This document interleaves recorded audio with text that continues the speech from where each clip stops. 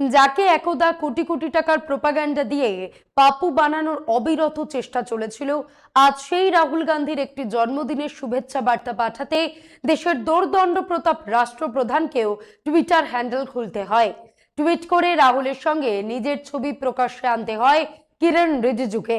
এই থেকে পরিষ্কার যে কাশ্মীর থেকে কন্যাকুমারী পায়ে হাঁটা প্রতিটা কিলোমিটারের ধুলো আজ ক্ষমতার অলিন্দের অহংকারকে সজোরে ধাক্কা দিয়েছে। এটা শুধু একটা জন্মদিনের কেক কাটা নয়, এটা দিল্লির মসনদের বাধ্য হওয়া এক পুনরুজ্জীবিত অপরাজেয় জননায়কের জনপ্রিয়তার সামনে মাথা নোয়ানোর গল্প। আজ আমরা খোলসা করব রাজনীতির সেই আসল ব্রেকিং নিউজ যা শব্দের আড়ালে ক্ষমতার সমীকরণ বদলে দিচ্ছে। নমস্কার, আমি মধুরিমা ভৌমিক আর দৈনিক সংবাদ অনলাইনে আপনারা দেখছেন সত্যি আসলে বেদনাদায়ক। এই মুহূর্তের সবচেয়ে বড় রাজনৈতিক খবরটা কি? রাহুল গান্ধীর 56তম জন্মদিন, দেশ জুড়ে কংগ্রেস কর্মীদের বাঁধ ভাঙা উল্লাস। রাহুল গান্ধীকে পরশুরাম সাজিয়ে দুধ ঢেলে পুজো করা, নাকি লোকসভা নির্বাচনের পর খোলস ছেড়ে বেরোনো এক পুনরুজ্জীবিত বিরোধী জোটের রণহুঙ্কার? না, এর কোনোটাই সবচেয়ে বড় খবর নয়। আসল খবর লুকিয়ে আছে একটা শুভেচ্ছা বার্তার আড়ালে।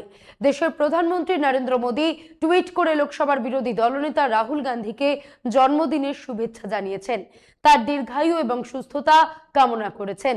শুনে খুব সাধারণ একটা রাজনৈতিক সৌজন্য মনে হচ্ছে, তাই তো? কিন্তু গত কয়েক বছরের ভারতীয় রাজনীতির প্রেক্ষাপটে দাঁড়িয়ে আমি বলবো এটাই এই সময়ের সবচেয়ে বড় পলিটিক্যাল ব্রেকিং নিউজ। কেন? একটু গভীরে ভাবুন। বিগত এক দশকে দেশের শাসন ব্যবস্থা যেভাবে চলেছে তাতে ভারতের গণতন্ত্র সম্পর্কে একটা ধারণা তৈরি হয়ে গিয়েছিল। প্রধানমন্ত্রী আর বিরোধী দলনেতার মধ্যে কোনো সুস্থ সংলাপ হতে পারে না। সৌজন্য তো দূরের কথা, তারা একে অপরকে সহ্যই করতে পারেন না, একে অপরের ছায়াও মারান না। সংসদ থেকে রাজপথ সর্বত্র তৈরি হয়েছিল এক চরম শত্রুতার আবহ। সুস্থ বিতর্ক বা দ্বিপাক্ষিক আলোচনার সমস্ত পথ প্রায় বন্ধ হয়ে গিয়েছিল। প্রধানমন্ত্রীর পাশাপাশি সংসদীয় মন্ত্রী কিরণ রিজিজু তো এক্সে রাহুল গান্ধীকে জন্মদিনের শুভেচ্ছা জানিয়েছেন আরো এক ধাপে গিয়ে। শুভেচ্ছা বার্তার সঙ্গে নিজের সঙ্গে রাহুলের গোটা কতক ছবিও তিনি পোস্ট করেছেন। আমরা কিন্তু এই সবের আড়ালে অন্য একটা সমীকরণ দেখছি।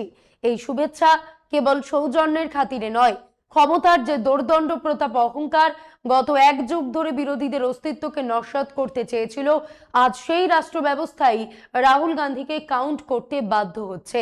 সংখ্যার সমীকরণ এবং বদলে যাওয়া রাজনৈতিক পরিস্থিতি ক্ষমতার অলিন্দে থাকা মানুষদের বাধ্য করছে রণকৌশল বদলাতে। এটা স্রেফ একটা জন্মদিনের উইশ নয়, এটা আসলে পরিবর্তিত ভারতীয় রাজনীতির এক নতুন বাস্তবতার স্বীকৃতি। যারা একসময় অবজ্ঞার সুরে বলতেন রাহুল গান্ধী ওটা আবার কে, 19শে জুন সকাল থেকে রাত পর্যন্ত তাদের লাইন লেগে গেল রাহুলকে শুভেচ্ছা জানানোর জন্য। পরিষ্কার করে বলছি, 19শে জুন শুধু একটা জন্মদিন কাটেনি, ভারতীয় রাজনীতিতে এক নতুন জননায়কের অভিষেক হয়েছে। বার্তা পরিষ্কার, দেশের সংবিধান আর গণতন্ত্র রক্ষা করার লড়াইয়ে এই মুহূর্তে রাহুল গান্ধী প্রধান ভরসা। উত্তরপ্রদেশের সমাজবাদী পার্টির প্রধান অখিলেশ যাদব রাহুলকে সত্য এবং মানবতার সহযাত্রী বলেছেন। সবচেয়ে চমকপ্রদ সমীকরণটা এলো দক্ষিণ থেকে। তামিলনাড়ুর ডিএমকে সুপ্রিমো এম.কে স্ট্যালিন এবং নেত্রী কনিমোঝি রাহুলকে কুর্নিশ জানিয়ে দীর্ঘায়ু কামনা করলেন। ইদানিং ডিএমকের সঙ্গে রাহুলের রাজনৈতিক রসায়ন মোটেও মসৃণ ছিল না। ডিএমকের সঙ্গে জোট গড়ে ভোটে লড়াই করে শেষ পর্যন্ত বিজেপিকে ঠেকাতে কংগ্রেস তামিলনাড়ুর নতুন রাজনৈতিক শক্তি অভিনেতা বিজয় থালাপতির দল টিভিকের দিকে বন্ধুত্বের হাত বাড়িয়েছে, যা স্ট্যালিনরা মোটেও ভালো চোখে দেখেননি। কিন্তু রাজনৈতিক মতভেদ সরিয়ে রেখে দেশ বাঁচানোর বৃহত্তর স্বার্থে ডিএমকে রাহুলকে নেতা মেনে শুভেচ্ছা জানাতে বাধ্য হয়েছেন। তৃণমূল কংগ্রেসের নেতা অভিষেক বন্দ্যোপাধ্যায় রাহুলকে জন্মদিনের শুভেচ্ছা জানিয়ে টুইট করলেন, কিপ শাইনিং। মহারাষ্ট্র থেকে শরদ পাওয়ারের কন্যা সুপ্রিয়া সুলে এবং শিবসেনার সঞ্জয় রাউত রাহুলের সঙ্গে তাদের ভারত জোড়ো যাত্রার ছবি শেয়ার করে বললেন, দেশের সংবিধান এবং গণতন্ত্রের স্বার্থেই রাহুলের থাকাটা আজ সবচেয়ে বেশি জরুরি। তালিকায় আছেন তেজস্বী যাদব, হেমন্ত সোরেন, কল্পনা সোরেন, এমনকি শশী থারুর, যিনি একসময় রাহুলের নেতৃত্বের বিরুদ্ধে দলের ভেতরেই সওয়াল করেছিলেন। তিনিও রাতে নিজে উপস্থিত থেকে রাহুলের জন্মদিনের কেক কাটার সঙ্গী হন। এই বিপুল শুভেচ্ছার মানে কি? এর মানে রাহুল গান্ধী আজ কেবল একটা দলের নেতা নন, কাশ্মীর থেকে কন্যাকুমারী পর্যন্ত বিস্তৃত এক জটিল এবং শক্তিশালী জোটের অবিসংবাদিত ভরকেন্দ্র। রাষ্ট্র ব্যবস্থা আজ এই জোটের শক্তিকেই ভয় পাচ্ছে। রাহুল গান্ধীর এই 56তম জন্মদিনে দাঁড়িয়ে তার গত 22 বছরের রাজনৈতিক জীবনের বিবর্তনটাকে বোঝা খুব জরুরি। রাহুল গান্ধীর রাজনীতিকে মূলত 3টি অধ্যায় ভাগ করা যায়। তার মধ্যে প্রথম 2টি অধ্যায় নিয়ে কথা বলবো। প্রথম অধ্যায় 2004 থেকে 2014। এই 10 বছর রাহুল ছিলেন স্রেফ একজন সাংসদ, কিন্তু ক্ষমতার অলিন্দে তাকে নিয়ে চর্চা থামেনি। দ্বিতীয় ইউপিএ সরকারের শেষ দিকে যখন মনমোহন সিং এর গ্রাফ নামতে শুরু করলো, তখন দলের ভেতর থেকেই দাবি উঠেছিল রাহুলকে প্রধানমন্ত্রী করা হোক। আজ অনেক বিশ্লেষক মনে করেন রাহুল যদি তখন দায়িত্ব নিতেন, তাহলে 2014 সালের পর বিজেপি যে কোটি কোটি টাকা খরচ করে তার গায়ে পাপ্পু ইমেজ সেটে দেওয়ার সুপরিকল্পিত ষড়যন্ত্র করেছিল, তা মুখ থুবড়ে পড়তো। মানুষ তাকে আরো বেশি গুরুত্ব দিত, কিন্তু তিনি তা করেননি। উল্টো সাজাপ্রাপ্ত সাংসদদের বাঁচানোর অধ্যাদেশ প্রকাশ্য প্রেস কনফারেন্সে ছিঁড়ে ফেলে তিনি নিজের দলের সরকারকে চরম অস্বস্তিতে ফেলেছিলেন, যা পরে বিজেপি অস্ত্র হিসেবে ব্যবহার করে। এরপর দ্বিতীয় অধ্যায় 2014 থেকে 2019। কংগ্রেসের সবচেয়ে কঠিন সময় রাহুল দলের ব্যাটন হাতে নিলেন, সভাপতি হলেন। অনেকেই রাহুলের এই পর্বটার সঠিক মূল্যায়ন করতে পারেন না। একটু পরিসংখ্যানের দিকে তাকানো যাক। 2019 লোকসভা নির্বাচনের ঠিক আগে 2018 সালের ডিসেম্বরের বিধানসভা ভোটে এই রাহুল গান্ধীর নেতৃত্বেই মধ্যপ্রদেশ, রাজস্থান এবং ছত্তিশগড়, হিন্দি বলয়ের এই 3 রাজ্যেই বিজেপিকে হারিয়ে কংগ্রেস সরকার গড়েছিল। তারও আগে 2017 ডিসেম্বরে গুজরাট নির্বাচনে নরেন্দ্র মোদীর ঘরের মাঠে কংগ্রেস 77টি আসন জিতে বিজেপির দর্প চূর্ণ করে দিয়েছিল। কর্ণাটকেও বিজেপিকে সরকার গড়তে দেননি তিনি, জোট সরকার তৈরি করেছিলেন, যাকে পরে অবশ্য অপারেশন লোটাস বলে ভাঙা হয়। অর্থাৎ রাহুল গান্ধী যে লড়তে জানেন না, এই তত্ত্বটা তখনই ভুল প্রমাণিত হয়েছিল। ক্ষমতার অহংকারকে সংখ্যার জোরে ধাক্কা দেওয়ার কারিগর তিনি তখনও ছিলেন, কিন্তু 2019 লোকসভা নির্বাচনের ফল সব ওলটপালট করে দিল। 2019 সালের লোকসভা নির্বাচনের ঠিক আগে পুলওয়ামা জঙ্গি হামলা পুরো দেশের রাজনৈতিক হাওয়া ঘুরিয়ে দিল। জাতীয়তাবাদের এমন এক ঢেউ উঠল যে 2019 নির্বাচনে কংগ্রেস আটকে গেল মাত্র 52টি আসনে। আর বরাবরের মতন ব্যর্থতার পুরো দায় চাপিয়ে দেওয়া হলো রাহুল গান্ধীর কাঁধে। বলা হলো রাহুল গান্ধীকে দিয়ে কিচ্ছু হবে না, কিন্তু রাহুল তখন যা করলেন তা ভারতীয় রাজনীতিতে বিরল।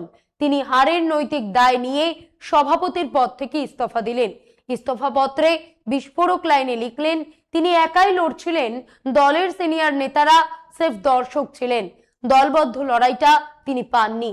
1.5 বছর ধরে পুরো দল তাকে বানানোর চেষ্টা করেছিল, কিন্তু রাহুল নিজের সিদ্ধান্তে অনড় ছিলেন।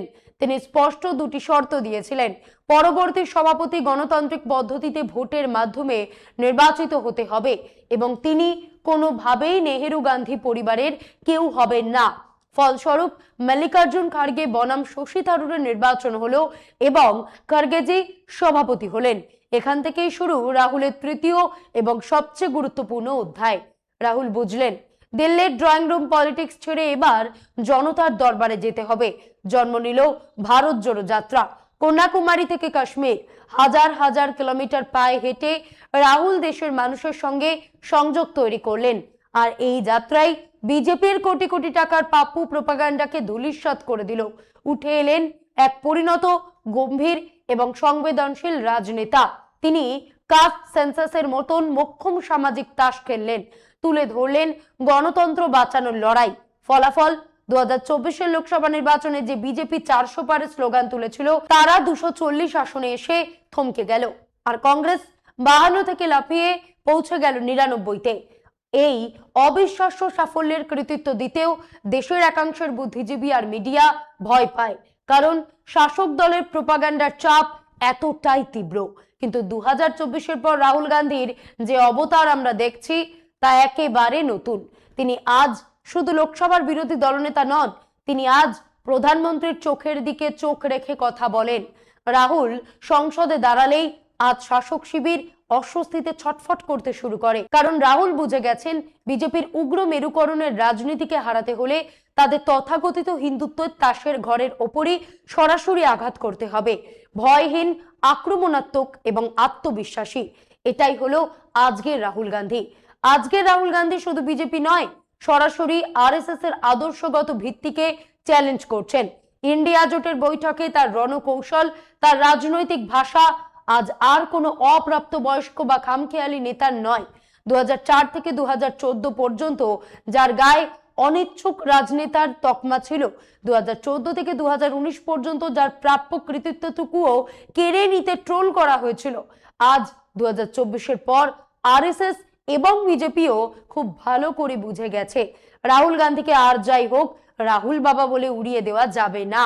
শাসকের সামনে এই মুহূর্তে সবচেয়ে বড় রাজনৈতিক চ্যালেঞ্জের নাম রাহুল গান্ধী।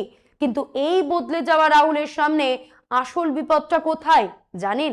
সম্প্রতি একটা ভিডিও সমাজ মাধ্যমে ছড়িয়েছে, যেখানে দেখা যাচ্ছে যুব কংগ্রেসের কর্মীরা রাহুল গান্ধীর ছবিকে পরশুরামের অবতার দিয়ে বেদিতে সেই ছবিতে বসিয়ে তার উপর দুধ ঢালছেন।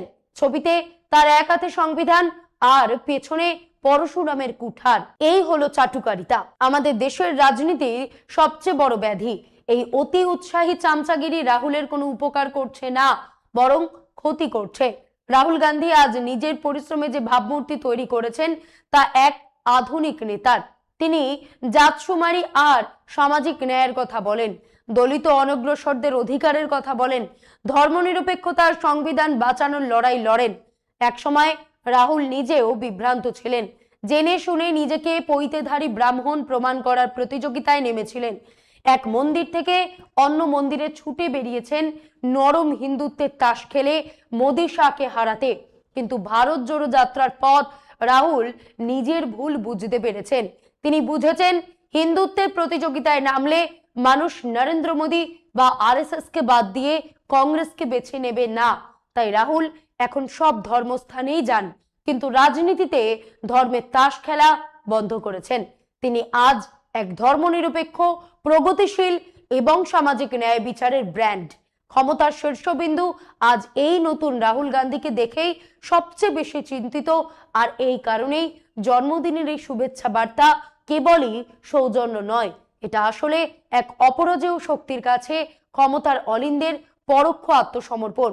রাহুল গান্ধীকে যদি নরেন্দ্র মোদীর দোর্দণ্ড প্রতাপ রাজনীতির বিরুদ্ধে লড়তে হয়, তবে কুঠার হাতে পরশুরাম সেজে লাভ নেই। ওভাবে মোদীর হিন্দুত্বের সঙ্গে জেতা যাবে না। তাকে লড়তে হলে এক হাতে সংবিধানের বই রাখতে হবে, অন্য হাতে সামাজিক ন্যায়ের পতাকা। দলিত, অনগ্রসর আর আজকের যুগের এই যে জেনজি তরুণ প্রজন্ম, যাদের চাকরি এবং শিক্ষার দাবিতে রাহুল ইদানিং সরব হয়েছেন, তাদের মনের ভাষা বুঝতে হবে। এটাই রাহুলের আসল শক্তি। রাহুলকে আরো একটা বড় পরীক্ষা দিতে হবে, সেটা হলো জোটের ধর্ম পালন করা।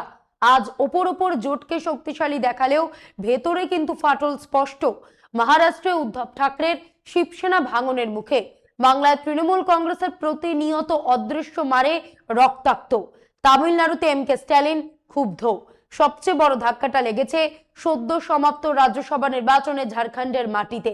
সেখানে বিরোধী জোট ইন্ডিয়ার অন্দরেই ক্রস ভোটিং হয়ে গেল। কংগ্রেসের প্রার্থী হেরে গেলেন, আর নির্দল হিসেবে জিতে গেলেন মুকেশ আম্বানির প্রতিনিধি পরিমল নাথওয়ানি।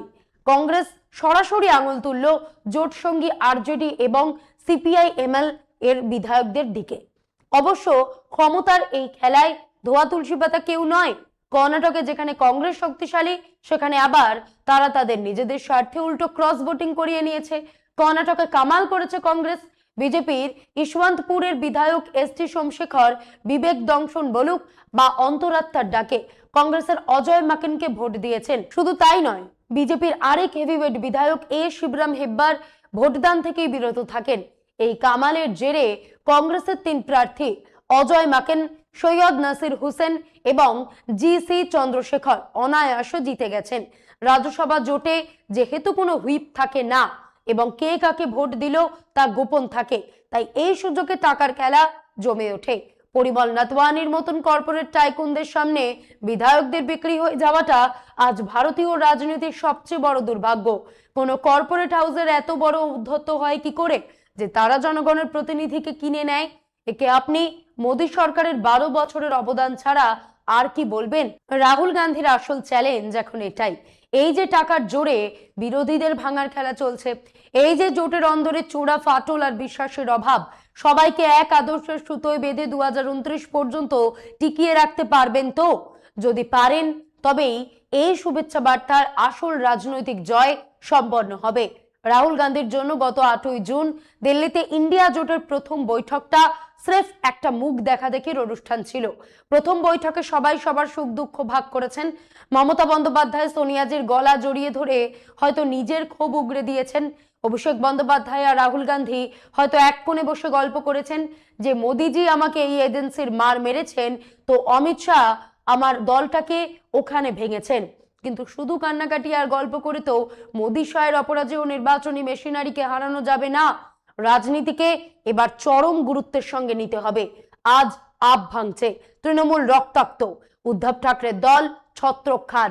আগামীকাল যে সংখ্যার জোরে পুনরুজ্জীবিত হওয়া কংগ্রেসের 99 জন সাংসদের মধ্যে থেকে 66 জন ভেঙে বেরিয়ে যাবে না, তার গ্যারান্টি কে দেবে? যেখানে মমতা বন্দ্যোপাধ্যায়ের মতো নেত্রীর বিধায়কেরা লোভে পড়ে দল ছাড়তে পারেন, সেখানে কংগ্রেসের পক্ষেও এই ভাঙন অসম্ভব কিছু নয়। রাহুল গান্ধীকে তাই এমন এক রাজনীতি তৈরি করতে হবে যেখানে কে দল ছাড়লো আর কে থাকলো তাতে কিছু যায় আসবে না। রাজনীতিটা এমন হতে হবে যেখানে রাহুল গান্ধী বা মমতা বন্দ্যোপাধ্যায় একলা দাঁড়িয়ে থাকলে ভোটটা তাদের সততা দেখেই পড়বে, কোনো বিক্রি হয়ে যাওয়া বিধায়কের মুখের দিকে তাকিয়ে নয়। আর এই বিকল্প রাজনীতি ড্রয়িং রুমে বসে টুইট করে হবে না, এর জন্য রাজপথে নামতে হবে, পুলিশের লাঠি রড খেতে হবে, রক্ত ঝরিয়ে হাসপাতালে ভর্তি হতে হবে, প্রয়োজনে মাসের পর মাস জেলে কাটাতে হবে। তবেই জনতা বিশ্বাস করবে যে এই নেতা আমাদের জন্য মরতে পারে। রাহুল গান্ধী কোটা থেকে ছাত্রদের হয়ে যে লড়াইটা শুরু করেছেন তা নিঃসন্দেহে ভালো ইঙ্গিত, কিন্তু এটাকে লজিক্যাল কনক্লুশনে নিয়ে যেতে হবে। সবশেষে বলার, দিল্লির রাজপথ থেকে ভেসে আসা এই এক লাইনের শুভেচ্ছা কেবল কোনো রাজনৈতিক সৌজন্য নয়, এ হলো এক অনিবার্য বাস্তবতার আত্মসমর্পণ। জোট ভাঙার খেলা চলবে, ইডি সিবিআই এর ঘেরাটোপ থাকবে, কর্পোরেটের টাকার থলিও হয়তো বারবার চেনা অঙ্ক ওলটপালট করতে চাইবে, কিন্তু রাজপথের ধুলো মেখে যে নেতা ভারতের আম জনতার হামসাফার হয়ে উঠেছেন তাকে আর ড্রয়িং রুমের ষড়যন্ত্রে বন্দী করা অসম্ভব। 2029-এর দিল্লির মসনদ কার দখলে যাবে তা ভবিষ্যৎ বলবে। তবে ক্ষমতার অলিন্দে আজ যে কম্পন শুরু হয়ে গেছে তা স্পষ্ট। মোদির এই শুভেচ্ছা কি তবে এক নতুন ঝড়ের পূর্বাভাস? উত্তর দেবে সময়। আজ এই পর্যন্তই। এমন আরো বিষয় জানতে অবশ্যই সাবস্ক্রাইব করুন, লাইক কমেন্ট শেয়ার করুন। দেখতে থাকুন দৈনিক সংবাদ, শুধু নামই যথেষ্ট।